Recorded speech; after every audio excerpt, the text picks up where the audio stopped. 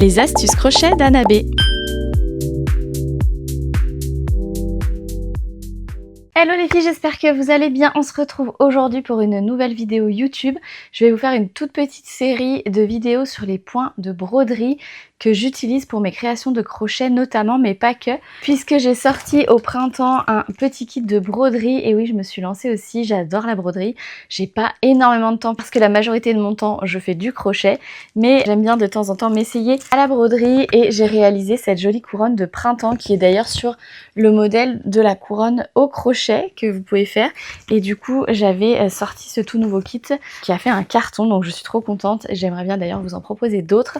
Et on va voir du coup quelques points pour réaliser cette jolie couronne de fleurs. Et du coup, je m'en sers également pour des points que je peux faire sur des petits personnages comme ça, mais aussi sur des accessoires.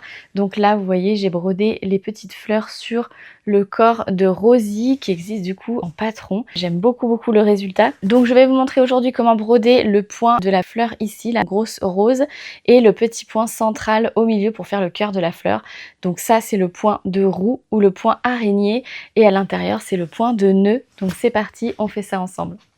C'est parti, je vais vous montrer aujourd'hui comment réaliser du coup le point de roue que vous voyez ici pour faire cette jolie rose avec le cœur central qui est le point de nœud.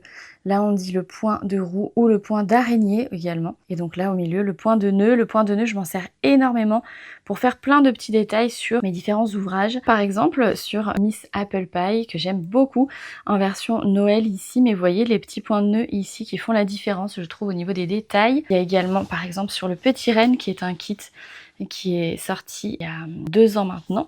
Vous voyez, ça c'est le genre de petits détails en point de nœud que je trouve juste parfait pour faire des petits détails brodés. Par exemple aussi ici, avec le fil de coton perlé noir qui est un fil plus fin, j'ai brodé les yeux avec un point de nœud.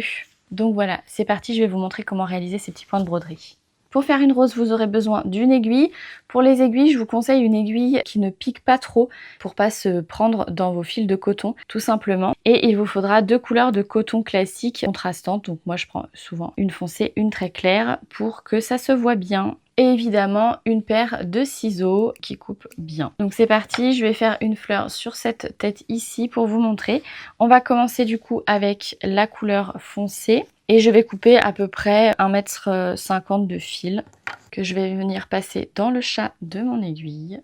Et là, on va faire le point de départ, donc c'est-à-dire qu'on va faire comme une étoile un petit peu. Donc, je vais piquer loin, ça sera le début de ma fleur, mais je pique dans une maille assez loin. Et je vais venir piquer le centre de ma fleur. Et je vais laisser seulement 5-6 cm dépasser de la création qui va nous permettre de nouer à la fin et de terminer notre fleur. Et là, on va faire une étoile à 5 branches. Donc, c'est comme si on avait un cercle ici, on imagine dans notre tête ce qui va être notre rose, notre fleur.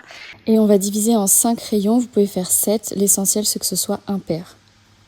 Là, j'ai fait mon premier rayon.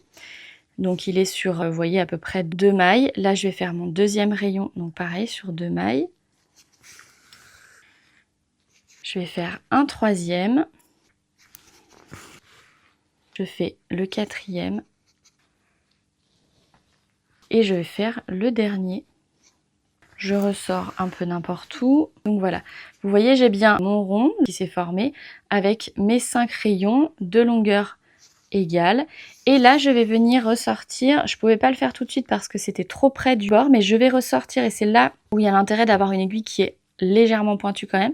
C'est de ressortir au milieu d'une maille, mais juste à côté du centre. Pas tout à fait au centre, sinon vous allez faire ressortir votre dernier rayon, mais bien à la base de votre point central, juste à côté. Une fois qu'on est ressorti, on va du coup faire notre rose maintenant. Et vous allez voir, c'est tout simple. On va faire un système de roue où on vient passer une fois au-dessus du rayon, puis une fois en dessous avec l'aiguille. Donc là, je suis passée au-dessus, en dessous. Donc là, au-dessus, puis en dessous. Et on tire légèrement au-dessus, en dessous. Et en fait, c'est là l'intérêt d'avoir un nombre impair, c'est que du coup, ça passe une fois au-dessus, une fois en dessous. Ça se chevauche et ça permet de bien tenir votre rose. Donc là, je suis en dessous, donc au-dessus, puis en dessous. Et on continue comme ça. Vous voyez, on commence à voir la rose qui se forme. et je continue, je continue. Si vous arrivez à passer 2 en même temps, bah, tant mieux, sinon vous faites tout doucement.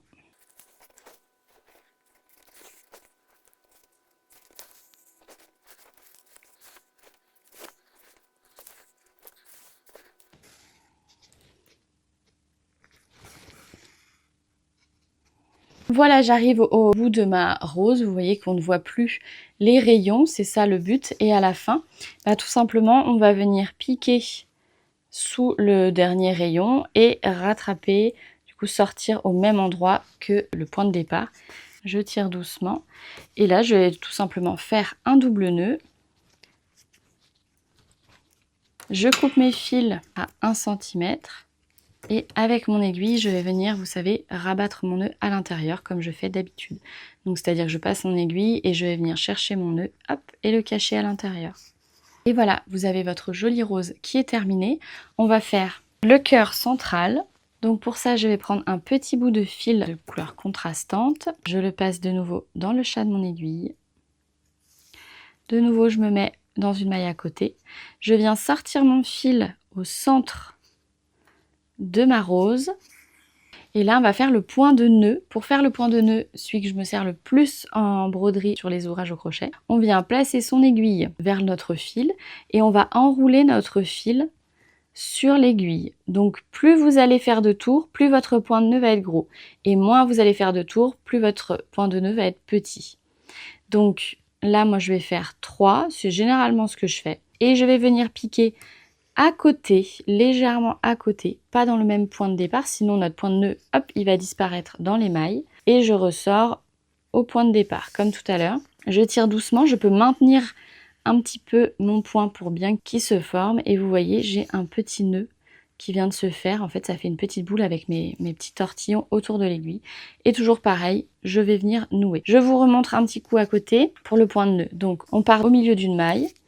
On va venir mettre l'aiguille sous notre fil et faire le nombre de tours souhaités. J'en ai fait 3. Je pique pas au même endroit puisque sinon ça va disparaître à l'intérieur, mais je viens piquer juste à côté. Vraiment à côté. Je pique mon aiguille, je maintiens bien au niveau de la base de l'aiguille mes tortillons et je viens sortir mon aiguille pour la récupérer et je vais tirer doucement.